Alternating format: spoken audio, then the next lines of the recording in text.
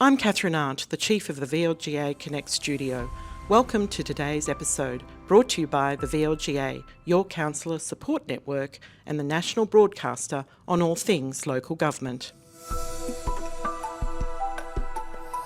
Good evening, everyone, and welcome to another VLGA Connect LGiU Global Executive Live panel.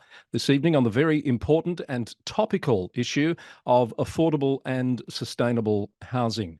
We're very pleased to have panellists with us from the UK and from Australia, and guests in our audience from around the world, and many more who've registered who will be watching this on delay at some future point in time. My name is Chris Eddy. It's my pleasure to welcome you and be your host for today's session. Can I firstly acknowledge on behalf of the VLGA and LGiU the traditional owners of country and recognise their continuing connection to land, waters and community.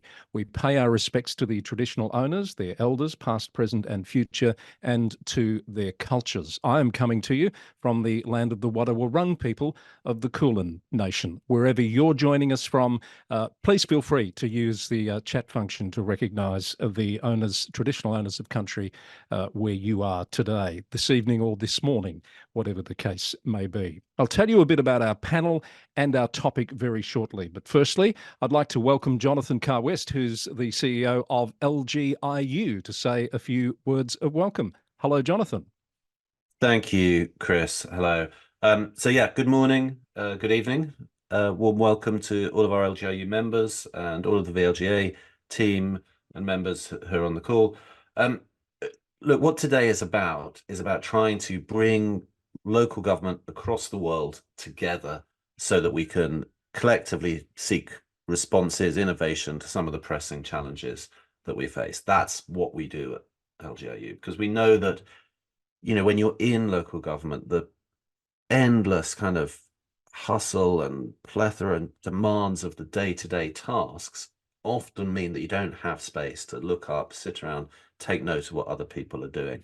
And yet that's so important, because we need to make sure that we're connected, that we're informed, that we're listening and learning from colleagues around the world. So these events are one of the ways in which we try and create that space, and we're delighted, as always, to be doing that in partnership with VLGA. Today we're talking about an issue that's really urgent for many of us, one that calls for innovation, that calls for collaboration across different sectors, across different parts of local government. And what we want to do today, or what we hope we'll do today, is from the practitioners and experts we're hearing from is to gather real actionable insight, things that you can take away and apply and learn from. And I think the only other thing that I would say is that, just as we get into the discussion today, is just remember that it's not just about buildings. It's not just about constructing buildings. We're talking about cultivating communities. We're talking about promoting social cohesion. We're talking about a whole host of issues, how we tackle a whole host of issues, from climate change to disengagement with democracy. So all of that comes back to people having a place to call home, a place to live, a place that they can engage in, invest in, and contribute to. So it's an incredibly important topic, and one where I think if we can gather some sort of collective insight, collective approach to innovation, that's going to benefit us all. So I'm immensely looking forward to the conversation, and I'll pass back to Chris.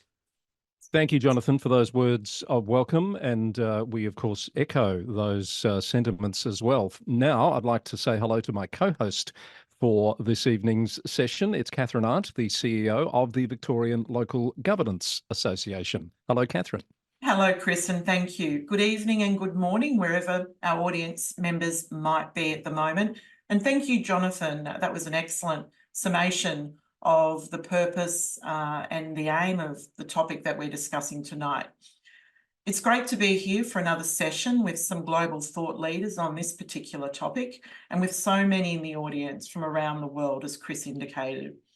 I would like to acknowledge all elected representatives in the room and give a special welcome to the VLGA members who may be with us, and also the LGiU members who might be here tonight and this morning. It's a pleasure, as Jonathan said, to be hosting these quarterly live panels with LGiU. And hopefully you've attended some in the past, but may be able to do so in the future. Before we begin, I'll just tell you a little bit about the VLGA. For those who don't know, we support councils and councillors to deliver great outcomes for their communities through high performance and good governance. We're member-run and non-partisan. So we aim to do this by providing practical advice, direct support, training, professional development, events such as these, networks and resources to members. And we also carry out research, policy analysis and advocacy on behalf of local councils. We're the leading voice for local councils in Victoria and offer our members the opportunity to realise their leadership potential and increase their impact. It's a very important year this year in Victoria. We have local government elections coming up later in the year, and I think I saw somewhere that there might have been some local government elections in the UK as well. But leading into the Victorian local government elections, we'll be partnering with councils to engage with their community leaders and provide them with the tools to stand for local government. We feel that by providing information, resources and education about the business of local government to prospective councillors, we give and assist councils in attracting and supporting high calibre, ethical candidates who are ready to represent and serve their communities. Our training modules are developed using in-depth knowledge of council operations and community leadership and development, and are tailored to meet the specific needs and respond to issues within council's particular municipality. Now, for those of you in the room who are in Victoria who might be interested and you would like a copy of that prospectus, please reach out and we'd be happy to help. So tonight, or this morning, throughout the course of the session, please feel free to add any questions that you might have in the Q&A box, and we'll endeavour to get through them at the end of the presentation. Depending on how much time we have, we may not, of course, be able to get through all of them, but hopefully we can. This webinar is being recorded and will be made available to all of those who've registered to attend. Now, enough from me, and let's get started. Thanks, Chris. Back to you. Thank you very much, Kathryn. All I'll add to that is the chat window is there as well. Please use that for any comments you want to make to other attendees or to let us know of any issues. But as Kathryn said, the Q&A box for any questions you'd like to be put to the panel on our topic this evening. Now, let me introduce you to our panellists, and we are delighted and privileged to have with us people who know this topic back to front from corners of the globe this evening. Dr. Grace Vickers will be up in a moment. Grace is the chair of Solace Scotland and the chief executive of Midlothian Council, which is the fastest growing local authority in Scotland. Rushda Halith is the General Manager of Community and City Services at the City of Melbourne and has over 15 years' experience working across not-for-profit, international development and local government sectors. Robert Burns, the Chief Executive of Monaghan County Council in Ireland since September of last year, and prior to that, Director of Housing and Community Development at Fingal County Council. And last but not least, Diwa Hopkins, a senior economist with the Regional Australia Institute, has worked as an economist for more than a decade, focusing on Australia's residential construction sector and housing markets. So please give a big silent clap and welcome to our panellists this evening, and let's get into the discussion on affordable and sustainable housing. First up tonight, we're going to have a chat with Dr. Grace Vickers, the Chief Executive of Midlothian Council in Scotland. It's the fastest growing municipality in that country, as I said, and Grace also chairs Solace Scotland. If you're wondering what that is, it's the leading membership network for public sector and local government professionals. Dr. Vickers or Grace, good evening or good morning to you and welcome. Now, welcome, and please perhaps start by telling us a little bit about Midlothian. Where are you situated in Scotland? What's it like on the ground there? So we're in the south east of Scotland. We border the city of Edinburgh to the south. People might know us from the Da Vinci Code. We have Roslin Chapel there, and we're known also for life sciences. So we have world-class life sciences there linked to the city of Edinburgh and also the University of Edinburgh's Easterbush campus. We used to be a mining county, and now we have grown into the fastest growing local authority in Scotland. And we also, through our Edinburgh and South East of Scotland Citydale region, aim to be the data capital of Europe. So all things data and digital are our vision for the future. You mentioned, Chris, also that we were the fastest growing local authority in Scotland in your introduction. So I wondered if it'd be useful just to show you a couple of slides, Yes. which shows really the map of Scotland and also what we're grappling with in terms of population growth and decline at the same time within a relatively small country. So the slide there shows Midlothian down there in the southeast growing at 16.1%, but actually what you see in the north and the west is population decline with a lot of migration happening from north and west over to the east coast. And that causes significant issues when it comes to planning housing supply for the whole country. And the next slide might be useful so that you can see the extremes that we're trying to grapple with nationally. So the Fiscal Commission was looking together with the National Records of Scotland in terms of population growth projections from 2018 all the way through to 2043. And you'll see Midlothian at the top of that chart growing exponentially faster than the other local authorities, but also you see the decline with Argyll and Bute and Inverclyde who are on the west coast. So as part of that, we're really grappling with this as a country. So Solid Scotland last year published a paper called Housing in Scotland to discuss the current context and preparing for the future, because we did feel that it was important as leaders to map that out so that we could fully understand both the demand and the supply issues. Grace, on that chart we're looking at, I see East Lothian, I see West Lothian. You mentioned you're near the city of Edinburgh, so it looks like you're right in the middle of a very large pocket of growth. Is that fair to say? Absolutely. So we are the fastest growing region, and that brings with it significant challenges. And the other aspect that we need to build into that is some of the local authorities don't have an increasing 0 to 15 years population across Midlothian, East and Edinburgh. We have the fastest growing 0 to 15 population. So people are moving into our areas and having children, which is great, but puts a massive demand on providing early years, primary and secondary schooling. So it does come with significant capital and revenue implications. All right, we might take those slides down then so that we can see you again.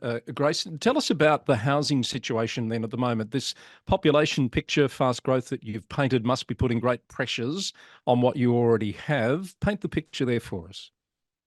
So there's significant demand for social housing, which outstrips supply considerably. So as part of our paper on housing in Scotland, we felt that it was important to look at demand, supply, also barriers to the supply chain and the wider strategic issues. And then we came up with some recommendations. So as part of the demand, what we're experiencing is not just from local population, but obviously Scotland and the UK have been part of major resettlement schemes. So Homes for Ukraine being one, the Afghan resettlement scheme and others.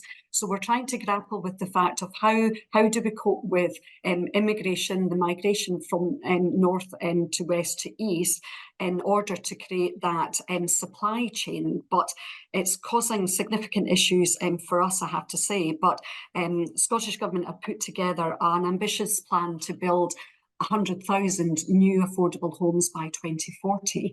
But recently in both the UK and the Scottish Government budgets, there has been a significant cut to capital budgets. So we're trying to grapple with the fact of how we can actually build these new houses, which we urgently need. And actually there's now across the country 693,000 households in Scotland facing at least one housing need.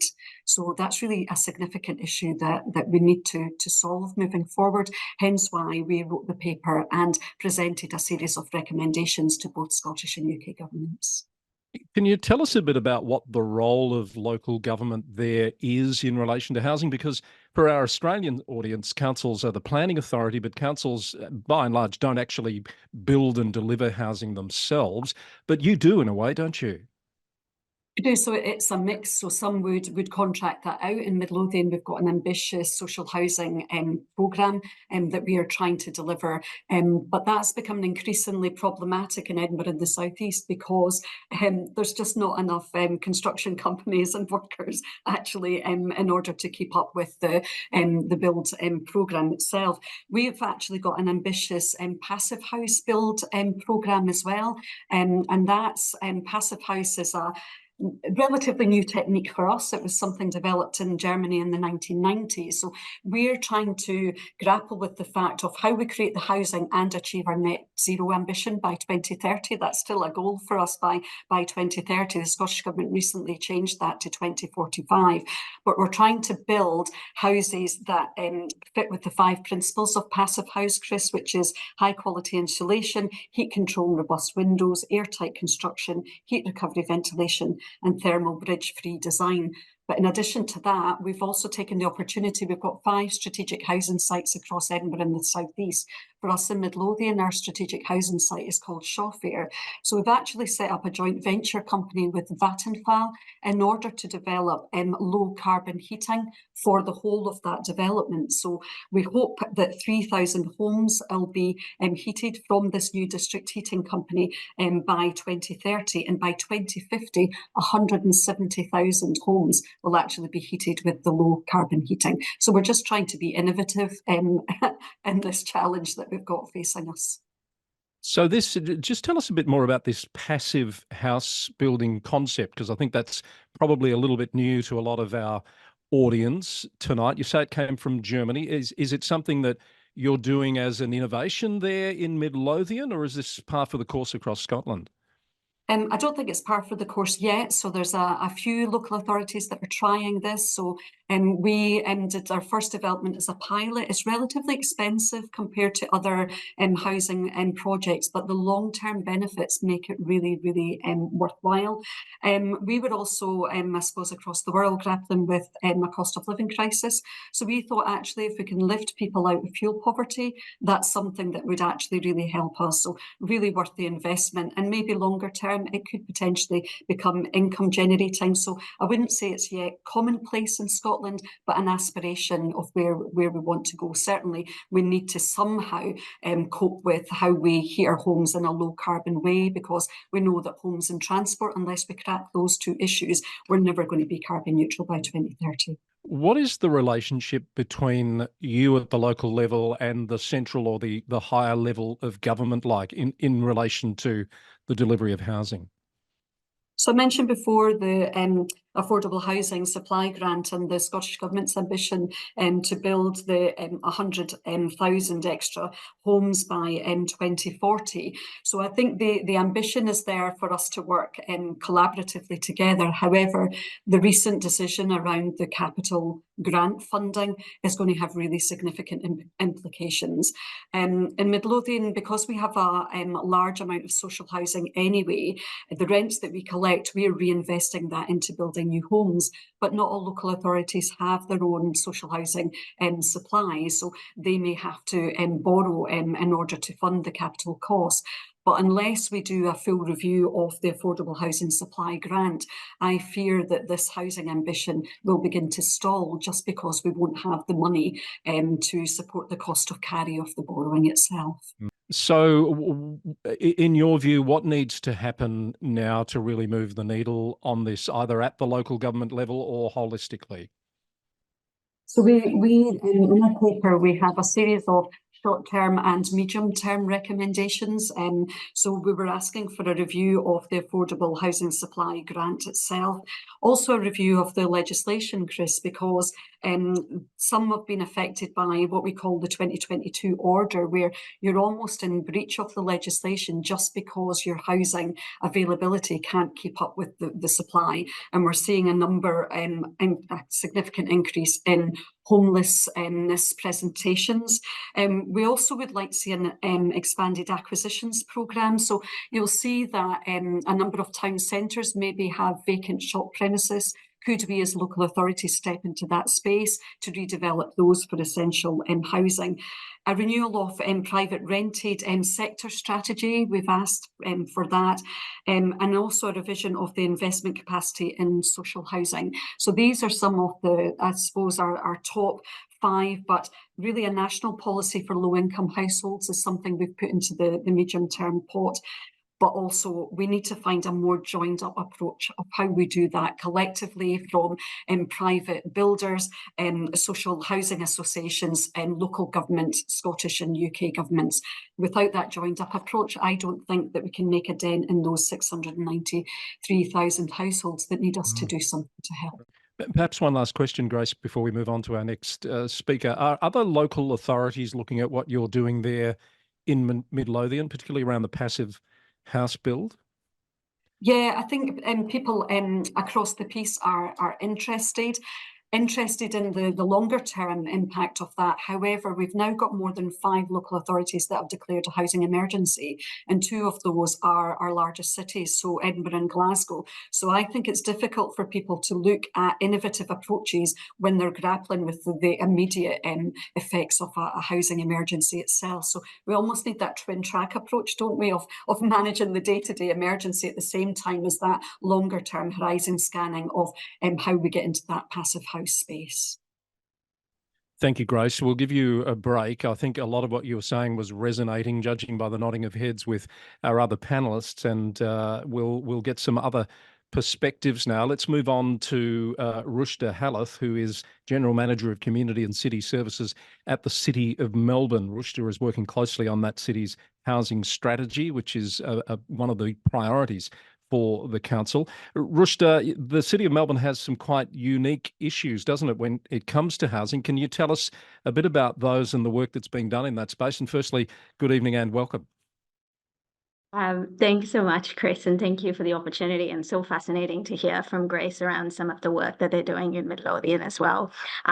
It's an interesting time in Australia.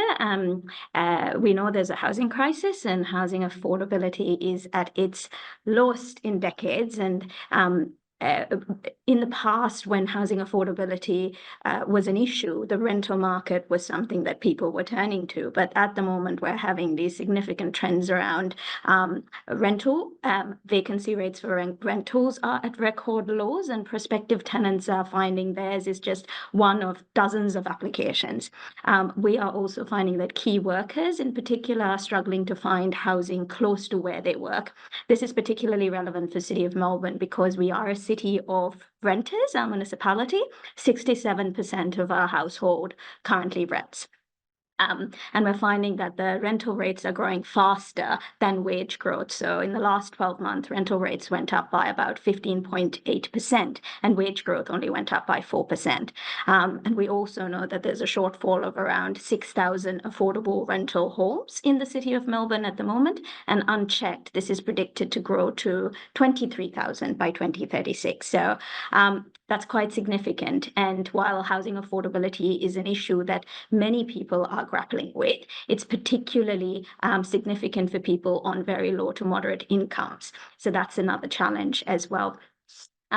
The policy context is really interesting in Australia at the moment. It's probably the unique time where there's such a strong focus on housing policy, both from a national, that's a federal government, as well as our second tier of government, our state government as well. So the Victorian government has come out with a really bold ambition of building 800,000 homes in the next 10 years. It's a bold ambition, and we still have to work through how we're going to get there.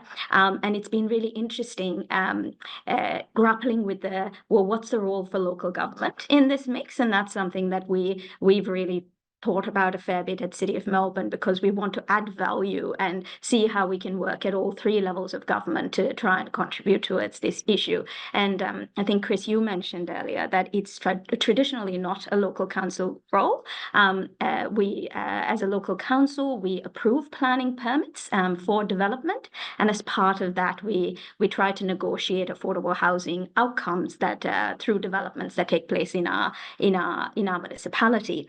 But we've now in recent years established a specific almost task force called Homes Melbourne, who are working specifically on that spectrum from housing right through to securing permanent affordable homes. That's a significant investment that the council has made in this area, and there's a number of things that we are focusing on. Advocacy is a given, so more funding from different levels of government, but also it might be interesting for others to know that there are currently no mandatory inclusionary zoning requirements. So anything with regards to having affordable housing incorporated into developments is a negotiated outcome, which makes it very difficult. I know in many places across the globe, it's you have a mandatory target set within development. So that's a significant challenge that we're advocating against. Another lever that we're really looking at is public sentiment. We also find that in our municipality, but also elsewhere, there's a NIMBYism that tends to kick in when affordable housing needs to be developed. And we've invested a bit in terms of deep consultation and deliberative engagement with community through a people's panel to truly try and see, one, how community can react to this challenge, and secondly, how can we talk to community in a way that they're able to understand the challenge and embrace the path that we want to move forward in. And that's been really successful as a recent exercise. We had such strong conviction from all members of the panel who engaged in that deliberative process, and that's a real shifting of perceptions. But most recently, we're also seeing that public sentiment is shifting. The idea of housing being a challenge and homelessness is, we know it can happen to anyone, but currently people are actually seeing that. It's it might be a cousin or a friend that they know who's couch surfing at the moment and doesn't have access to a secure place to live. And that's become far more real for people. And some recent neighborhood level engagement we've done, we heard from over 4,000 people from our municipality, and across all of our neighborhoods and communities, affordable housing and homelessness came out as the top priority for communities. It gives you a bit of a sense of where the sentiment is at.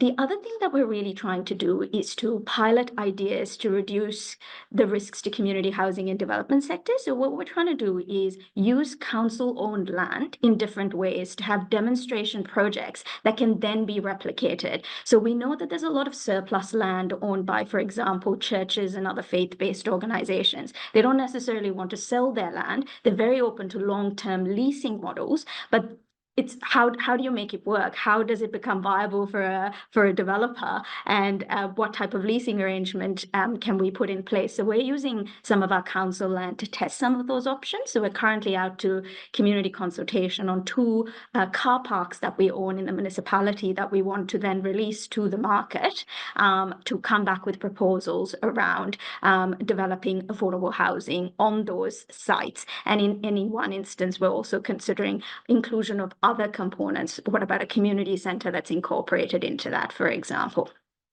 The other way we've used another one of our council-owned sites is a really fantastic project called Make Room.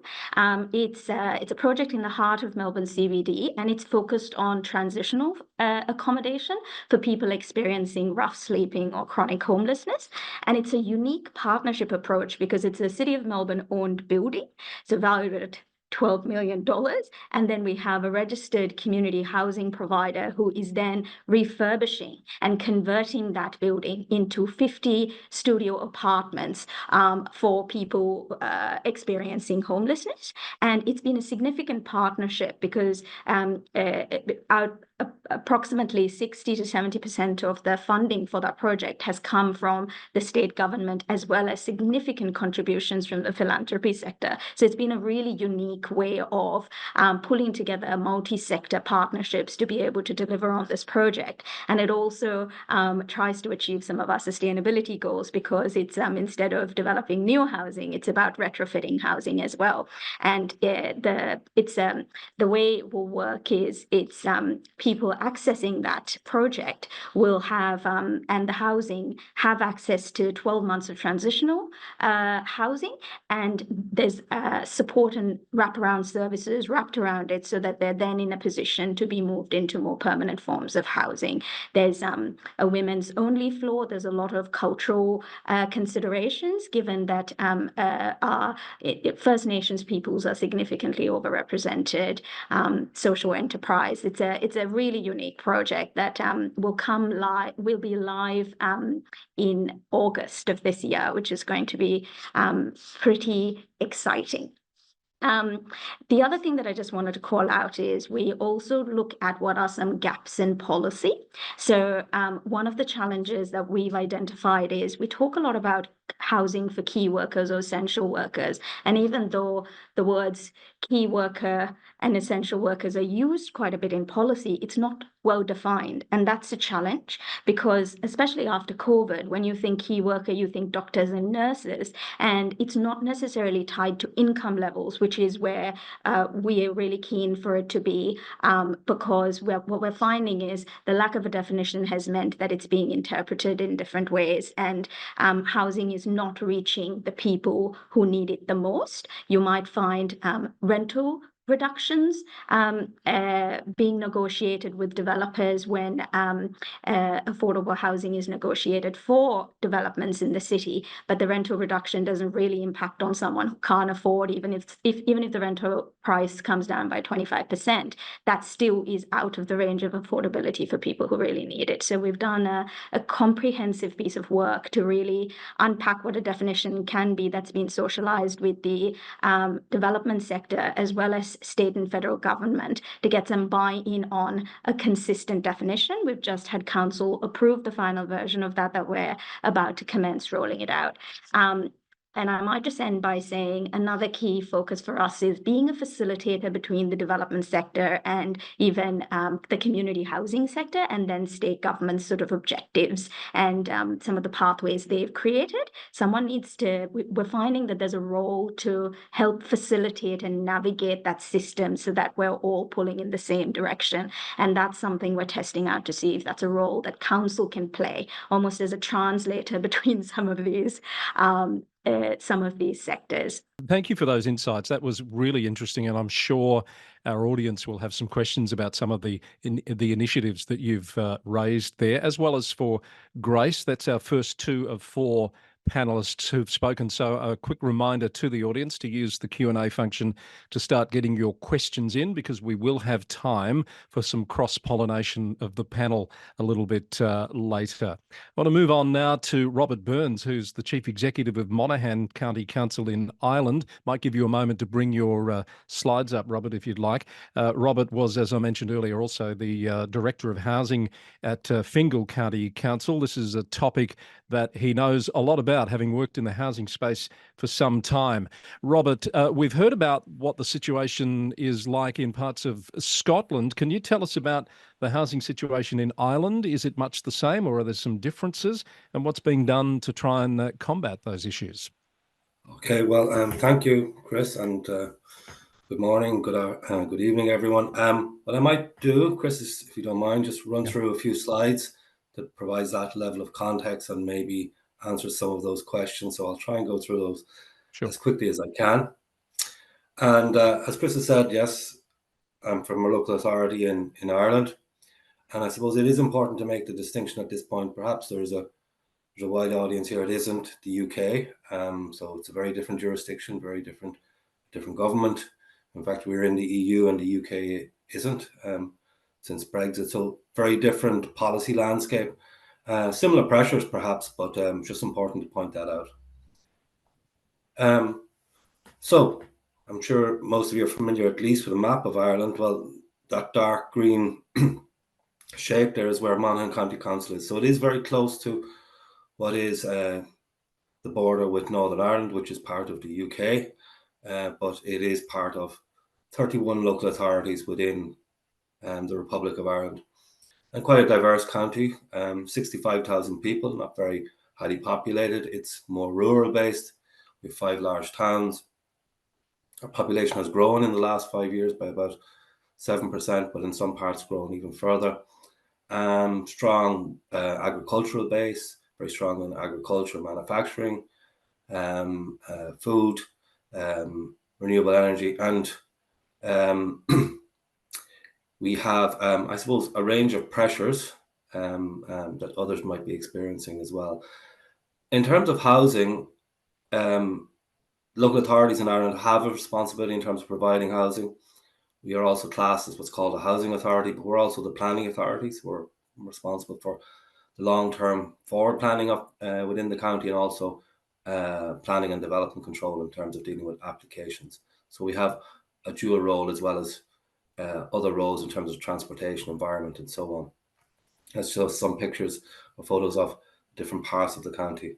So just in terms of pressures, there's a range of pressures. I just selected 5 here. Population growth. Ireland's population is growing quite significantly. We are now at over 5 million people, the first time since the middle of the 19th century, and the trauma and the impact of the Great Hunger. We have population growing within Monaghan, and it's very much a feature of Ireland, quite a young population as well. It's expected our population will grow to 6 million by 2050. Economic growth is very much a feature of our society in Ireland, very steady, sometimes dramatic economic growth, and that's likely to continue. Again, a pressure on housing involving bringing more people into the country to support economic growth, increasing wages, putting pressure on rents and on property prices. The national politics and policy, this is a long discussion. You could spend all morning on it, but it is a challenge because for housing policy, it is actually decided at a central government level in Ireland and not locally or regionally. And so it is a sort of one size fits all, and that is a challenge for different local authorities with different pressures and different needs. And it is changing. And as you can imagine, with pressure in terms of immigration, people fleeing from war and oppression, and dealing with refugees, that is creating quite a significant political pressure within Ireland. I suppose the 2 key drivers, key pressures for me are around climate change. Irish government is committed to a net zero by 2050, 51% reduction in emissions by 2030, and that has massive implications. And I guess the most existential threat we face around housing is actually the shortage of skills, suitable skills. In various, depending on various jurisdictions, you use different types of trades and methods, but here a lot of concrete and block work. And those wet trades, those trades that involve people going training for whatever number of years, developing up those skills, that's people are getting involved in that less and less. And that's creating pressure in terms of the availability of the workforce and in terms of getting work done, and also in terms of capacity for contractors. And for me, that's one of the main drivers for one of the things I will focus on today, which is modern methods of construction. So I'm going to focus just, and I think it's worth mentioning what sustainable development is first, because I think we've talked about sustainable housing, but what is it? And I think this is the classic definition from the Brundtland report in '87, development that meets the needs of the present without compromising the ability of future generations to meet their own needs. It's important that we remember it. And for me, that really drives the whole concept of plan-led development, and planning, from what I would say, is the whole to the part. And I might just demonstrate this here quite quickly. When I was working in Fingal, we had a development plan, a 6-year plan that looked at the future development needs of the county. But once we would drill into that, we would look at specific locations and what the needs are there. And then the housing was driven by that overarching planning framework, if you like, for the county. And I think this is a particular case study I just wanted to highlight, because it really brings in these key concepts around sustainability, because sustainability, as that definition I referred to earlier, is more than environment. It's much, much more. In fact, I would argue that's the smallest part of it. It's about social sustainability, it's about economic sustainability, and it's about bringing all those strands together. And it's also about acknowledging that perhaps we didn't make great decisions in planning and development in the past, and we need to remedy that. So in Fingal, very much a history of semi-detached housing, urban sprawl, which isn't really sustainable in these days. So it's about doing something different, but also acknowledging that that is there and trying to tie into that, trying to improve it as well. And this is just an example of all those different elements, as you can see just through the color coding. There's economic activity close to this site, there's already housing, there's community, there's roads and transport.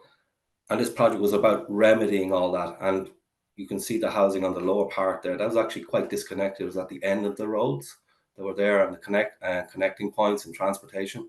And we needed to improve that and provide improved connectivity for the people who were already living there, as well as the people that we wanted to move into that area when the housing was built. And we really focused on, when I was in Fingal, around the idea of the 10-minute neighbourhood. So you have your homes and retail, community facilities, schools, all in close proximity. And in this development, we were providing a new community centre, retail spaces, parks, recreation facilities, walking, cycling routes, bus routes, all of that. And it was very much a holistic approach. And we have to look at what the overarching kind of objectives are. We're trying to improve connectivity, improve social cohesion within our communities, reduce car dependence, and there should be a dividend for new as well as existing communities. I think we really need to think about that when we're developing new housing. Often people who have existing housing feel left behind. And just to touch on the social sustainability, well, that's achieved by mixing the tenures. So I'm sure you're very familiar with that concept. And really coming from the place where we want this development to seem tenure blind, so that if you walked or drove into this area, you may not be able to tell the difference between a social, affordable, or a private home. And so the split here was 60% affordable housing to 40% social. And so local authorities in Ireland have a responsibility as well to deliver social and affordable homes. The first phase of that was 300 homes, and the second phase would be 700. So I guess that project shows the possibilities. It shows the use of public lands. It shows that we can provide a mix of tenures. It shows that local authorities can deliver and help solve these really intractable problems around the provision of housing, and it can be done at pace, and ensuring that we are looking after the communities. We're providing sustainable communities as well as sustainable homes, because when people talk about sustainable housing, I often think they're thinking in a very narrow sense around the energy rating of the building. It's much, much more than that. It's about cutting down the need for car trips in the first place. It's about building homes that are closer to where families are, so they can provide that support network where children are growing up, or where people need to go out to work. So there's much more at stake here than just that narrow idea of environmental sustainability. And I suppose the next case study I'll just touch on, is around modern methods of construction. This term may be something different in wherever you are in your jurisdiction, but it's essentially those concepts around modular construction, volumetric construction, accelerate delivery of some form, and off-site construction, so that you're using factory-based conditions to accelerate the completion of housing or portions of the housing off-site, and then bringing it and assembling it in some way on-site. So this is a development we completed in a part of Monaghan, 26 2-story and 3-story 4-bedroom homes. We completed in 2020, and largely the units, each house consisted of 6 volumetric modules. They were made off-site, brought onto site, and all of this work was completed within 9 months, which is a pretty impressive schedule of delivery. And the only thing that needed to be done on site was actually putting the units together and doing the external black work and render and roof covering. You can see there, you wouldn't know that it was modular housing or that it was offsite construction was used. It looks like any typical housing, at least in Ireland. So that's important. It's not seen as something a lower grade.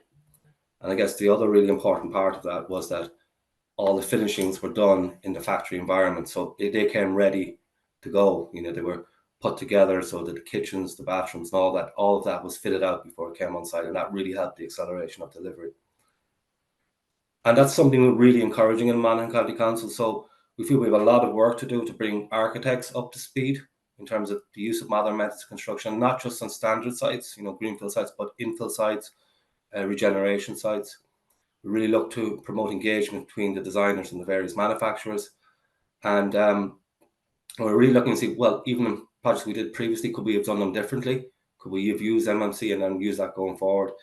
And I suppose importantly, in terms of procurement and contract delivery in Ireland, we're using design and build forms of contract. And I know that type of contract it would be pretty common across most jurisdictions, but it is our default contract. And the reason we use it is because it usually results in a shorter schedule, better quality, but the main reason is it promotes innovation. It brings in the private sector involvement at an early stage, and it really stitches in that requirement for modern methods of construction. And we're home to some of the largest modular suppliers, modern methods of construction companies in Ireland, here in Monaghan.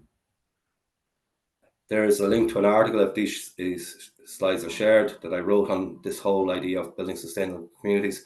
I completed that last year when I was working in Fingal, and maybe you can read through that in your time. It is behind the paywall, I have to say, but I think the team here may be able to circulate another version of it.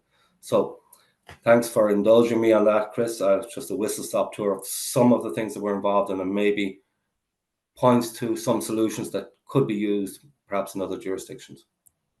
Thank you very much, Robert. And I have had a read of that article. It's well worth your time. It's not a huge time investment to read those insights.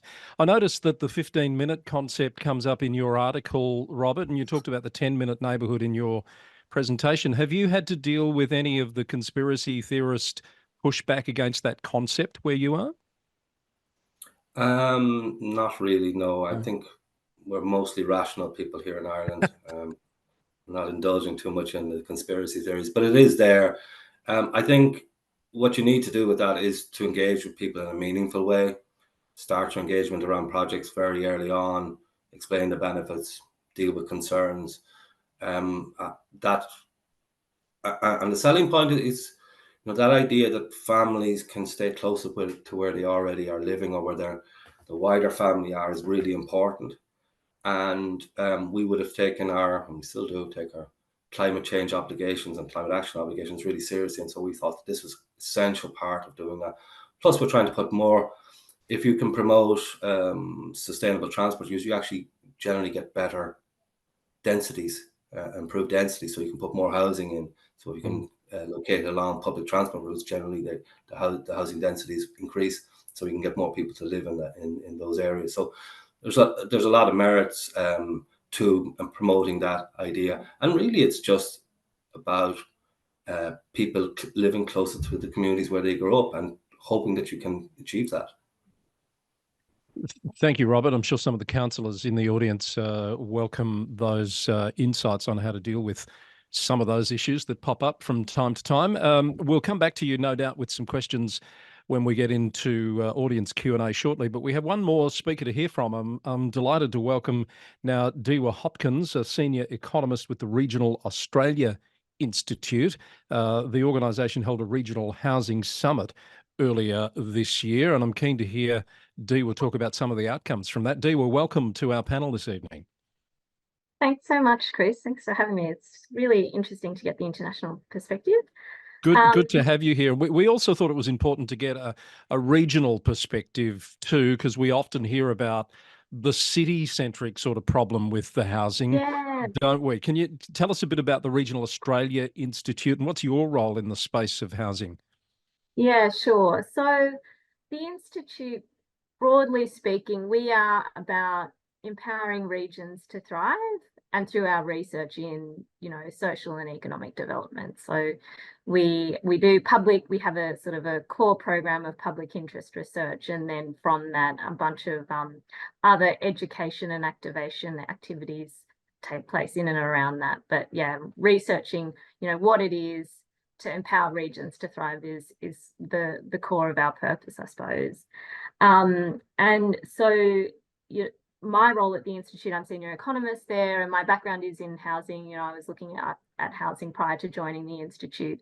And housing in the regions has just, there's been this building pressure in regional housing markets. And that was really accelerated under COVID. And so the Institute actually has quite a long running sort of body of research into housing that goes back to 2020 actually. So the first nugget of research was looking at, you know, how communities, regional communities in particular, might respond to disaster because of the spate of natural disasters that had been, you know, plaguing regions, those bushfires and the and floods. So that was front of mind for a lot of our stakeholders. But then, you know, not long after there was COVID, and that really just put a rocket under those pressures in regional housing markets. And so we've been, for quite some years, we've been looking at researching regional housing markets, what's been driving them, what are the barriers to investment in regional housing market, what the pressures are. And so on the basis of this body of research and, you know, ongoing consultation that we've been doing with our stakeholders, we held the first National Regional Housing Summit, and we brought together peak body partners. So we conducted this summit alongside the Master Builders Australia, the Real Estate Institute, and also ALGA were participants as well, to focus really on regional housing markets, because what our research has shown to us is that what drives regional markets is different, not only from metropolitan markets, but also there's a lot of diversity within regional Australia. So we've got research that shows that you know, we've pinned it down to sort of 6 particular types of markets. You can sort of classify regional markets down to these 6 particular types. And this was a key outcome from our housing summit, that, you know, what participants really wanted to get across to policymakers, to industry, was that we can't, in the policy space, we need to have place-based approaches. We can't have sort of one-size-fits-all policy approaches to housing, because what might work and what might be beneficial in one area at a minimum might not be effective in our other areas, and in some instances can actually be detrimental. But just to go to the details of, you know, those outcomes and those recommendations that came out of our summit, the number one recommendation, number one issue, was that regional housing needs to develop its rental housing. So regional housing markets are really, their rental stocks are really thin and they're small. And so it was really interesting to me that Rushda pointed out, in the city of Melbourne, 67% of households there are renters. So you can pretty much flip that for regions. So, and we've looked at this for sort of Greater Melbourne and Greater Sydney, and you can, when you look at sort of, you look at it slightly differently. You look at the stock, the portion of the stock that's attributed to rental housing. In Sydney and Melbourne, you're looking at around 40% of that stock. Greater Sydney, Greater Melbourne, around up to 40% of that stock being for housing. So that is for rental housing. So that's a deep and well-developed rental market. In regions, for rental housing, is only about sort of 20% of the overall housing stock, and it's the flip side of actually good purchase affordability in regions. So, you know, this is sort of a dark side to a lot of the population flows into regional Australia, because that's been triggered by really poor housing affordability. And, you know, in Sydney and Melbourne, and in particular, those purchase markets are in quite a malaise to actually, you know, for first home buyers in particular, to get into those markets. Regions, it's more affordable, but the flip side of that is, you know, thin rental markets. And so what we're seeing is, you know, those pressures on regional rental markets flowing through to the most vulnerable. And a lot of our stakeholder feedback is telling us that they're seeing the emergence of homelessness in regions which previously had struck this sort of even balance of being low cost, low income kind of communities, where people actually were out of housing stress because of that balance. Well, that's been utterly disrupted by COVID. So that was the number one thing that came out of our summit, was these rental markets, rental housing, right through to social and affordable housing, that needs to be developed. Number two, what we need to see in regions is that there needs to be that pipeline of development ready land. You know, and you could say this goes for, you know, housing markets across, you know, irrespective of whether you're in regions or in metropolitan areas. But what's really critical for regions is that funding for critical enabling infrastructure. So that doesn't happen. The market doesn't provide that in the same way that you get in these, you know, in big metropolitan markets. You're not getting those, you know, housing estates being brought online in the same way that you in the way that happens in capital cities. And another key thing to that is, you know, in and around that sort of critical enabling infrastructure is the appropriate planning, you know, planning and sequencing of that infrastructure. And councils, and, you know, I'm sure a lot of people here online and yourselves, you know, fellow panelists will also get a sense that, you know, councils need actual planners. So that skills shortage that is really holding up a lot of that housing supply, it goes through to the, you know, the planning council side of things, where and especially in regions, there's just not that there's not that skill set. It's in a real critical shortage, and we just, you know, we need planners. That was a really crucial finding that came out of the summit. And then finally, the third key sort of policy recommendation was for regions. They really need to see, you know, significant additional supply, but that supply also needs to be diverse. We need to see that non-detached townhouse, higher density product being brought online. You know, a lot of people will, in the Australian context, they think about a move to the regions, a sea change or a tree change involving, you know, acreage and space. But actually, in a lot of these regional towns, what the shortfall of housing is in that medium density product, because actually what we're finding is that there are cohorts, there are demographics of people who are where that housing is most appropriate. So you might get young professionals who are sort of cycling in and out of these regional areas, and, you know, they don't want a big house and yard to maintain. On the other sort of end of the demographic spectrum, you've got sort of aging people who also are looking to sort of age within place, but, you know, outside of their sort of, you know, large family home, I suppose. And, you know, the issue becomes pointed when those people want to sort of move out, and there's not that stock available. So I suppose, yeah, you know, those were the three key points in and around a need for these measures to be done, and those outcomes that we're sort of seeking, they need to be done in a place-based way. So, Diwa, that paints a picture of the problem, particularly across regional areas. What do you do with that now? Where are the solutions? Who's got the solutions? And what does your organisation do with the information you gathered at the summit? Yeah.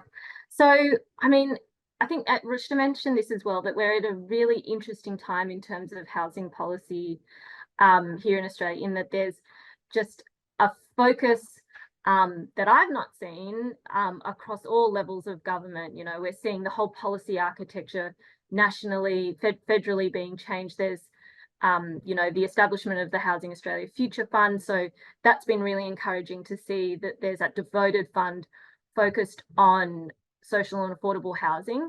And going back to that rental point that I made about that need being really acute in regions, you know, obviously we'd like to see that the funds in that being directed into regions.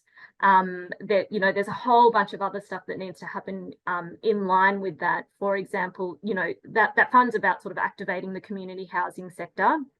But unfortunately, we've seen that the community housing sector has a pretty limited footprint in regions.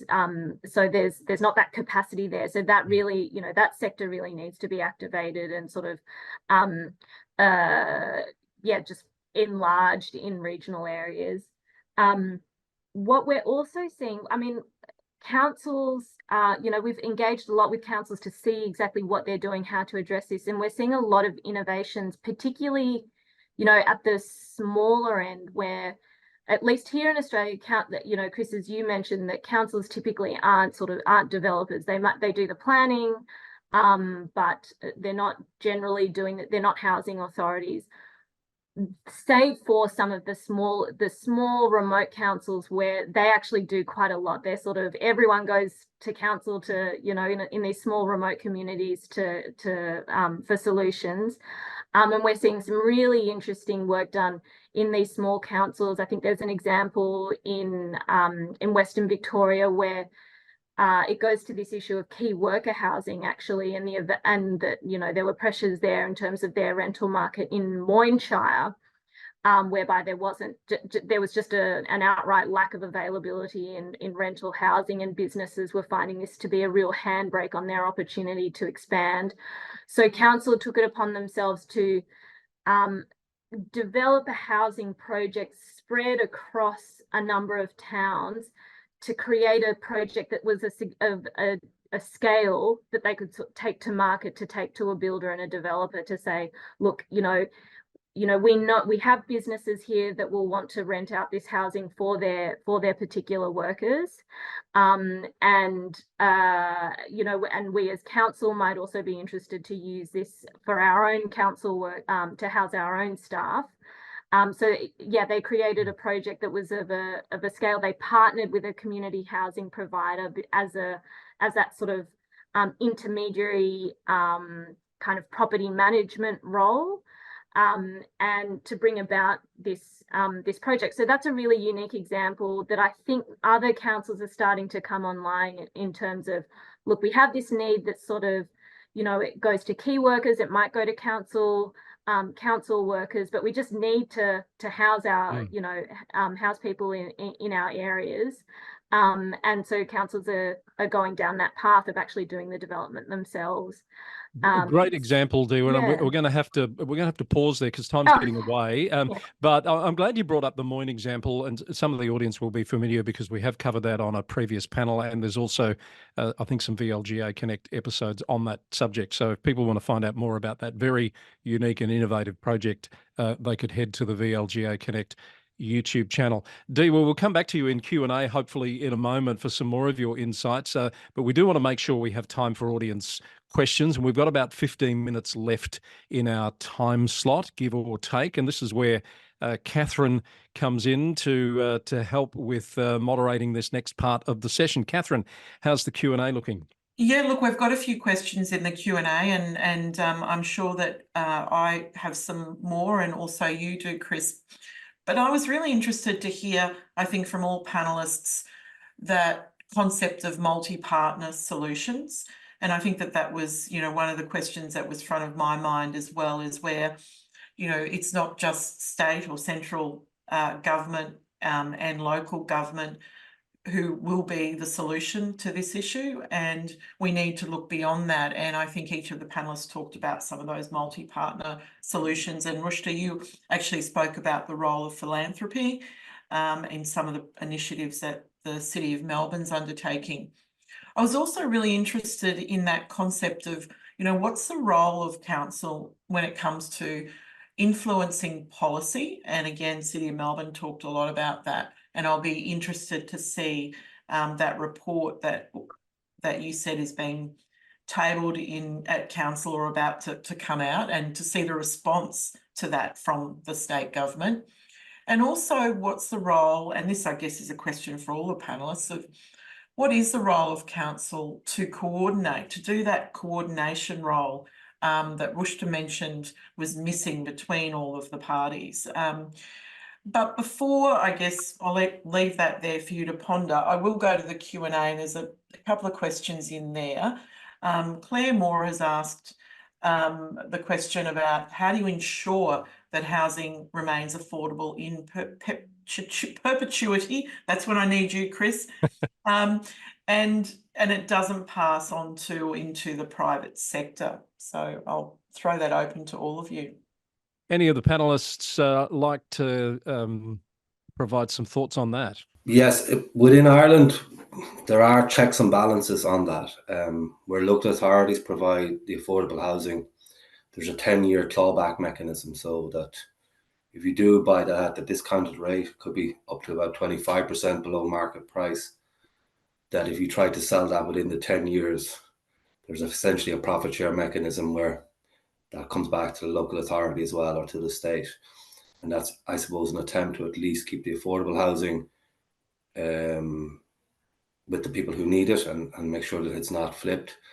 The other tenure is cost rental, and there's also checks and balances around that it's only open to certain people who have meet the requirements, and that remains either with the housing association and their ownership or with the local authority, and they are then precluded from passing that on. So I think the real check here is that the state or a voluntary or charitable organisation providing the housing is probably the real bulwark against ensuring that affordable housing doesn't pass out into the private sector, particularly in areas that may become gentrified or where the property prices are increasing. That would be a concern. Thanks, Robert. You're getting some thumbs up from the audience there. I wonder whether Grace has any insights from her part of the world on that question.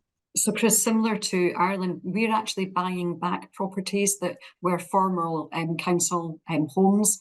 We're buying those back to keep those as part of our housing stock. And I think Robert's point, particularly around Edinburgh in the southeast, the cost of rent is enormous and far outstrips what a lot of people can now afford. So I think we certainly feel we're duty bound to be buying back that stock and making it affordable for people to remain in our region.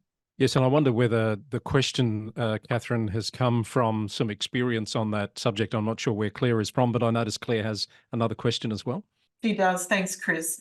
How do you ensure that land is affordable to developers, investors who are building affordable accommodation, which is built to higher standards and is kept as a social investment? And you just talked a little bit about that concept, Grace. I think for us, certainly in our own area, we're trying to build our own housing on the land that we currently own. We're beginning to run out of land, so we are supportive, obviously, of private developers on the land that they actually own, but trying to increase the social housing stock on that land, I think, is important for us. And affordable housing is also not terribly affordable in the southeast of Scotland. So that's a concern for us, but we're certainly using our own land that we own to build our own housing stock. Diwa, is that an issue that came up at all in your summit about once you do deliver the affordable housing, about keeping it in that space for a longer period of time? To be honest, Chris, no, it didn't. But I think it goes to this very point that regions generally have tended to be more affordable. So it's not that, you know, that issue of affordability is only just becoming an issue for regions. Yeah, I think that the main point that I was going to say is that, you know, this goes to the disruption that's happened to regional housing markets in and around COVID.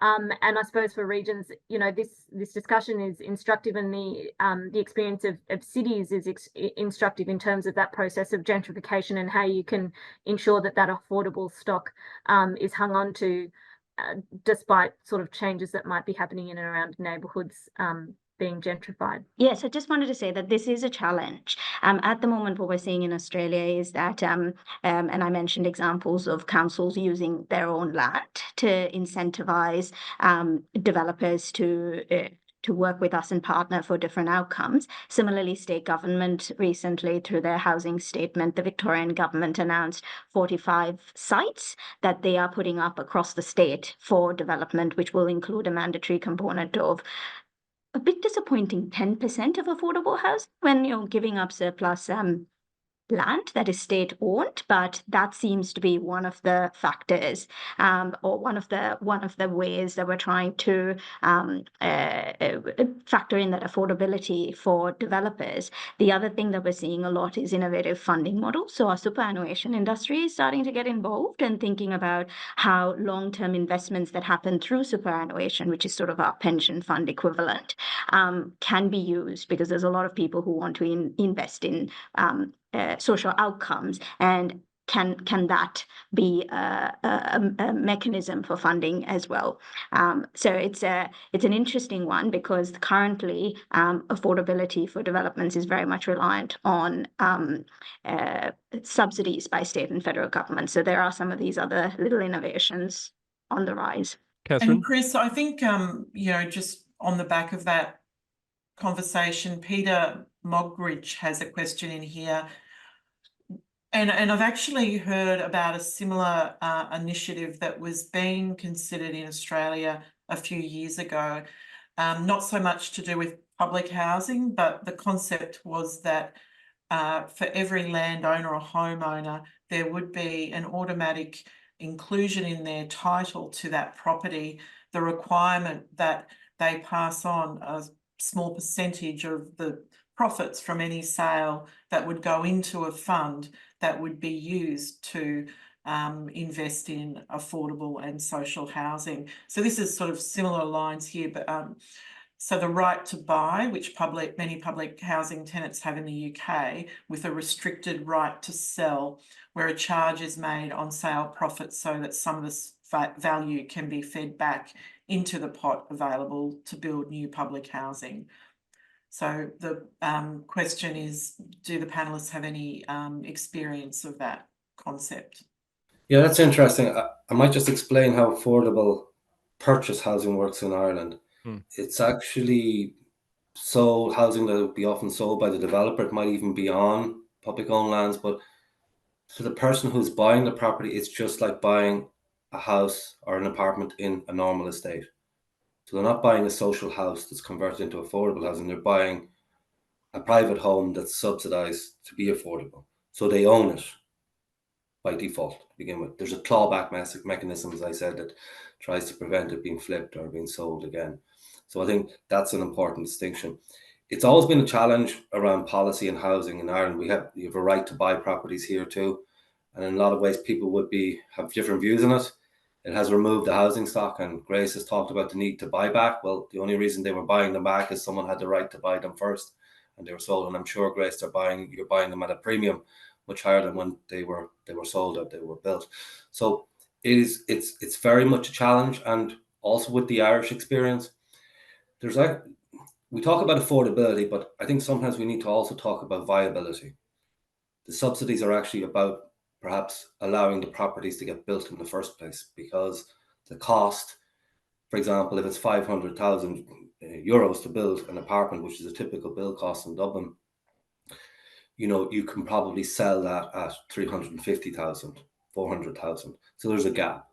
And often that affordability fund is put in place to bridge the viability gap to allow it to be built in the first place. So you have a number of different issues. And I think as some speakers talked about their regions in Australia, well, I will be the equivalent of the regions in Ireland, a smaller country. But in the rural areas, we don't really have an affordability issue at all. But we have a viability one, because it still costs much the same to build that house in Monaghan as in Dublin, but the market prices are much lower, so developers aren't acting.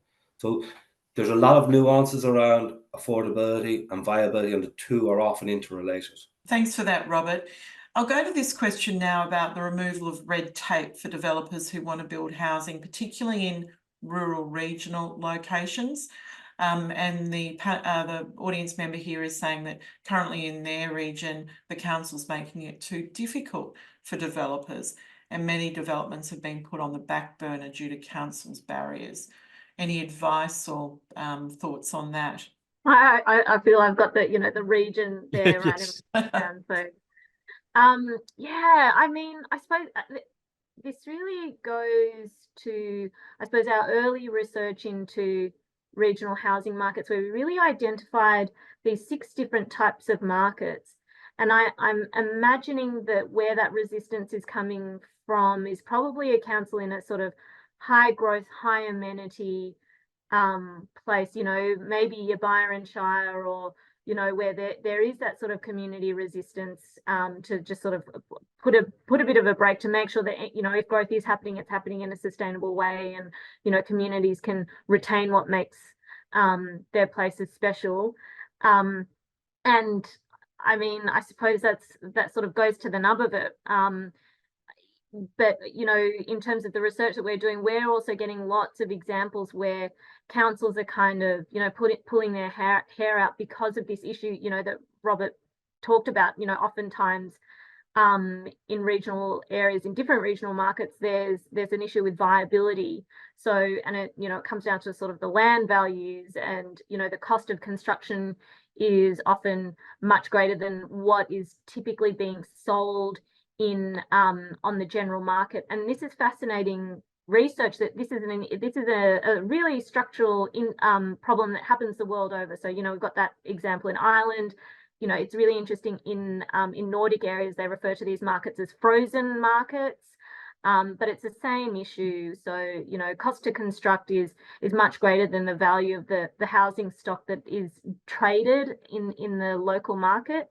And in those situations, we do see examples of councils taking novel approaches to try and sort of unstick that situation. I might just say that one of the things that some of the regional councils and even metropolitan councils in Melbourne that are further away from the central city are grappling with is the pace of growth in terms of housing versus supporting infrastructure. So whether that's community infrastructure, transport infrastructure, the accompanying pieces to creating communities, and them not happening at the same scale. The state government here, the Victorian government, has created some accelerated pathways for planning developments that skip local councils now, that can go straight through to state to try and unblock some of those challenges that they're seeing. So there's that option on the table, depending on how much of affordable housing is being considered as part of developments. And the other thing, state is coming down pretty hard on local councils. There was some recent potential policy introductions being floated around councils being penalised for holding up development. So some interesting changes in Victoria. Yes, I wasn't sure if we'd go there tonight, Rushda, but the numbers show that nearly half of all the applications, or the applications that councils approved last year, are yet to actually start development because the problem's happening at the developer and the building side, not at the council side. We've got 17,000 approvals from last year that haven't been developed. So it's a very real problem. So I think there might be instances where there might be true blocks, potentially at specific council locations across the country, across the state. Not aware of that data, but there's very much an issue at the developer end as well. But it does go to the problem that the more the government talks about it being councils not doing enough, the less people actually understand what the problem really is. Yes. And there's but anyway, land banking that happens there. Yes. I'm gonna stop too. Yeah, and stop me getting on my soapbox. Kathryn, we've got one last question, I think. Oh, well, look, this is an issue we could get on our soapbox about. I mean, Infrastructure Victoria has written numerous reports and submissions to government on that issue of, you know, the delay in essential infrastructure and connected infrastructure being in place to even allow for, therefore, these housing developments to, you know, happen and also happen in a way that you create healthy communities. Anyway, we'll leave that there. We've got time for one last question, and that is, what are your thoughts on a housing first approach to tackle homelessness? Have you employed this in your organisation, and what were the challenges and outcomes if you have? We have a housing first approach in Midlothian, and it's something that we believe very strongly in, and we've also just recently updated our housing allocation policy. So for us, ensuring that people who have experienced homelessness, who have other social or other issues, making sure that they just have a safe home to live in can absolutely transform their lives. So that's something that we really prioritise. Do we have enough homes for everybody that needs them? No, but we do endeavour to take a housing first approach wherever possible. And of course, Rushda, you've talked about an example that's really tipping the needle there. Did you want to add anything before we wrap up? It's going to be interesting to see what the take up of the wraparound ancillary services that we're going to be providing as part of that particular model is going to be. So it's going to be, there's a lot of thinking happening at the moment around evaluation and longitudinal research for that particular program. So it's a wait and see in terms of the effectiveness. I feel like we could do a whole panel on homelessness itself and a lot of the initiatives that are out there. I think it was the City of Los Angeles has just created a whole department of homelessness to really try and tackle that problem. But we're digressing. Kathryn, any final thoughts before we wrap up? Look, not from me, Chris. I think, you know, we could talk all night about this issue and into, you know, the next week. But I really, just on behalf of the VLGA, want to thank all of the panellists for their contribution. It's a really important topic, and I think there's a lot more to discuss. Just going back to some of the upcoming events for the VLGA, you can check those out on our website. But Chris, over to you to wrap up. Thank you very much, Kathryn. I do want to thank all of our panellists, Dr. Grace Vickers from Midlothian, Robert Burns from Monaghan, Diwa Hopkins from Regional Australia Institute, and Rushda Halith from the City of Melbourne. Thank you all for being so generous with your time this evening. To Jonathan Carr-West and the LGiU team, and to Kathryn and the VLGA Connect team, thank you all, Belinda in particular, beavering away in the background there. If you would like to speak to us further about the issue, or perhaps I notice someone wants to get a hold of your presentation, Robert, so we need to check whether you're okay for that to be shared, but just drop us a note in the chat or the Q&A, and someone from the team will get back to you. Kathryn mentioned there's a bit coming up, as well as the VLGA partnering with councils to develop and prepare candidates for this year's elections. There's also a series of free online webinars coming up for community members to give an overview of standing for local government and what life looks like as an elected official.